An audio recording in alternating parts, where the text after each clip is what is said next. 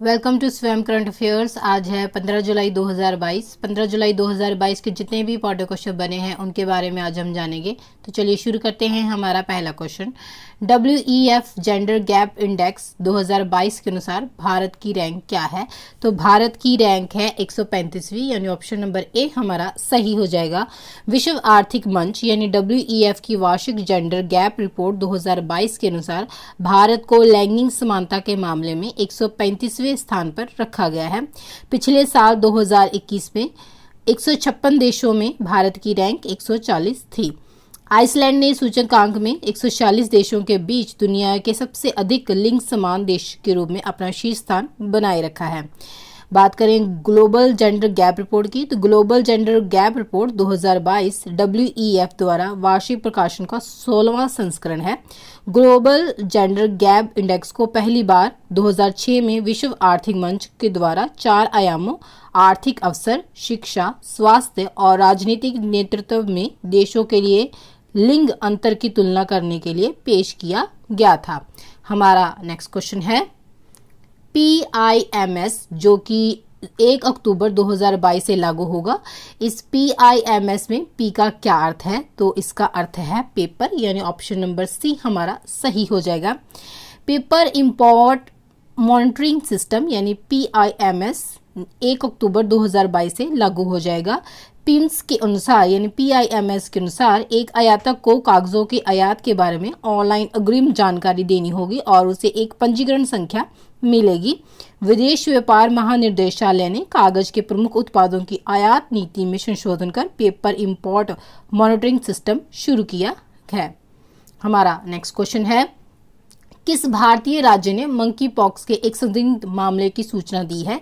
तो ये सूचना दी गई है केरल के द्वारा, यानी ऑप्शन नंबर सी हमारा सही हो जाएगा। राज्य की स्वास्थ्य मंत्री वीना जॉर्ज के अनुसार केरल में मंकी पॉक्स का एक मामला सामने आया है। ये भारत में मंकी पॉक्स की इस तरह की पहली रिपोर्ट है। संयुक्त अरब अमीरात के एक यात्री ने भारत में मंकी पॉक्स वायरस के लक्षणों की सूचना दी है। यात्री के नमूने पुणे में नेशनल इंस्टीट्यूट ऑफ वायरोलॉजी को परीक्षण के लिए भेजे गए हैं।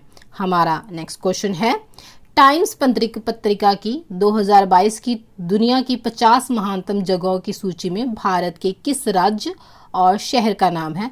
तो वह नाम है केरल और अहमदाबाद का, यानी ऑप्शन नंबर ए हमारा सही हो जाएगा। टाइम्स पत्रिका ने अहमदाबाद शहर और केरल राज्य को 2022 की दुनिया के सबसे महान स्थानों की सूची में एक्सप्लोर करने के लिए 50 असाधारण स्थलों के बीच सूचीबद्ध किया है। इस सूची में दुनिया भर में तलाशने के लिए 50 असाधारण गंतव्य शामिल हैं। हमारा नेक्स्ट क्वेश्चन है, कौन सी कंपनी 2023 में भारत की पहली स्वदेशी लिथियम आयन सेल का उत्पादन करेगी? तो वह करेगी ओला इलेक्ट्रिक, यानी ऑप्शन नंबर डी हमारा सही हो जाएगा। इलेक्ट्रिक वाहन कंपनी ओला ने स्वदेशी रूप से विकसित लिथियम आयन सेल यानी NMS 2170 का अनावरण हाल ही में किया। इन हाउस ओला 2023 तक अपनी आगामी गीगा फैक्ट्री में अपने सेल का बड़े पैमाने पर उत्पादन शुरू करेगी। बात करें ओला इलेक्ट्रिक की, तो ओला इलेक्ट्रिक एक भारतीय इलेक्ट्रिक दोपहिया निर्माता कंपनी है जो कि बेंगलुरु में स्थित है। इसका निर्माण संयंत्र कृष्णगिरी, तमिलनाडु, भारत में स्थित है। इसके संस्थापक हैं भावेश अग्रवाल और किसकी स्थापना की गई थी 2017 में। हमारा नेक्स्ट क्वेश्चन है, कौन सा एक्सप्रेसवे भारत का पहला ऊंचा शहरी एक्सप्रेसवे होगा? तो वह होगा द्वारका एक्सप्रेसवे, यानी ऑप्शन नंबर बी हमारा सही हो जाएगा। केंद्रीय सड़क परिवहन और राजमार्ग मंत्री नितिन गडकरी के अनुसार द्वारका एक्सप्रेसवे, जिसे हरियाणा हिस्से में उत्तरी परिधीय सड़क के रूप में भी जाना जाता है, को भारत के पहले एलिवेटेड शहरी एक्सप्रेस के रूप में विकसित किया जा रहा है।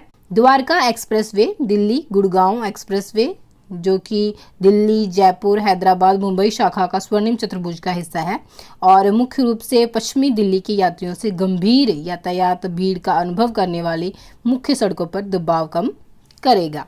हमारा नेक्स्ट क्वेश्चन है, जुलाई 2022 में किस राज्य के कृषि और बागवानी मंत्रियों का 2 दिवसीय राष्ट्रीय सम्मेलन आयोजित किया जा रहा है? तो ये आयोजित किया जा रहा है बेंगलुरु में, यानी ऑप्शन नंबर बी हमारा सही हो जाएगा। 14 और 15 जुलाई 2022 को, यानी कल और आज, बेंगलुरु में राज्य के कृषि और बागवानी मंत्री का 2 दिवसीय सम्मेलन आयोजित किया जा रहा है बेंगलुरु में। इस सम्मेलन के प्रमुख कार्यों में से एक प्लेटफॉर्म में ई नेम प्लेटफॉर्म का शुभारंभ किया जा गया और ये किसानों को कृषि वस्तुओं के बेहतर मूल्य प्राप्त करने के लिए कृषि उत्पादों के व्यापार और विपणन को भी बढ़ावा देगा। हमारा नेक्स्ट क्वेश्चन है, किस गाय को मानव तस्करी के मामले में 2 साल के कारावास की सजा सुनाई गई है? तो ये सुनाई गई है दलेर मेहंदी को, यानी ऑप्शन नंबर डी हमारा सही हो जाएगा। गायक दलेर मेहंदी को 19 साल पुराने मानव तस्करी मामले में गिरफ्तार किया गया है। उन्हें 14 जुलाई यानी कल पटियाला की एक जिला अदालत ने 2 साल के कारावास की सजा सुनाई है। गायक को 2003 में मानव तस्करी के एक मामले में लोगों को मंडली के सदस्यों के रूप में दिखाकर विदेश ले जाने के मामले में गिरफ्तार किया गया था। हमारा नेक्स्ट क्वेश्चन है, हाल ही में एक राष्ट्रीय वाटरशेड सम्मेलन का आयोजन कहां पर किया गया है? तो ये आयोजन किया गया है नई दिल्ली में, यानी ऑप्शन नंबर सी हमारा सही हो जाएगा। वर्षा सिंचित और अपघटित भूमि के सतत विकास के महत्व को ध्यान में रखते हुए भूमि संसाधन विभाग ने 14 तारीख यानी कल नई दिल्ली में एक राष्ट्रीय वाटरशेड सम्मेलन का आयोजन किया। सत्र की अध्यक्षता केंद्रीय ग्रामीण विकास और पंचायती राज मंत्री श्री गिरिराज सिंह ने की। इस अवसर पर भूमि संसाधन विभाग की उपलब्धियों पर ई बुक और प्रधानमंत्री कृषि सिंचाई के वाटरशेड विकास घटक के लिए MIS 2.0 का भी शुभारंभ मंत्री जी के द्वारा किया गया है। भारत सरकार का राष्ट्रीय एकीकृत वाटरशेड प्रबंधन कार्यक्रम चीन के बाद दुनिया का दूसरा सबसे बड़ा वाटरशेड कार्यक्रम है। हमारा नेक्स्ट क्वेश्चन है, केंद्रीय कपड़ा मंत्री पीयूष गोयल ने किस शहर में राष्ट्रीय फैशन प्रौद्योगिकी संस्थान निफ्ट का उद्घाटन किया? तो उद्घाटन किया गया है पंचकुला में, यानी ऑप्शन नंबर बी हमारा सही हो जाएगा। केंद्रीय कपड़ा मंत्री पीयूष गोयल ने पंचकुला में राष्ट्रीय फैशन प्रौद्योगिकी संस्थान निफ्ट के नए परिसर का उद्घाटन किया। इस मौके पर हरियाणा के मुख्यमंत्री मनोहर लाल खट्टर भी मौजूद थे। तो फ्रेंड्स, ये थे आज की कुछ इंपॉर्टेंट करंट अफेयर्स। अगर आपको वीडियो अच्छी लगी तो आप इसे लाइक और शेयर करें। अगर आप चैनल पर नए हैं तो चैनल को सब्सक्राइब करें।